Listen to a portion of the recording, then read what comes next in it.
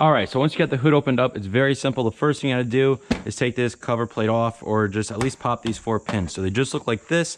You're gonna take your flathead screwdriver, push this part up, and then pry from underneath, and they pop right up like so. And they pop, and you just pry it right out like that. I already did these 4 here. So once you have this loose, you're gonna go ahead, take your Phillips screwdriver. Now for this, there's 4 little set screws, if you will. And these lie right under here. You do like about a quarter turn counterclockwise, and that's it. Now it's unlocked, and it comes right off. You do this to all 4 sides. That's it. And I already did the bottom 2.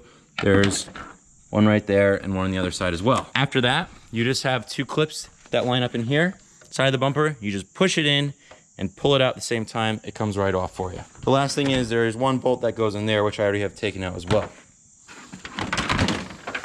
All right, so now we got this off. We're gonna go put this on the tailgate.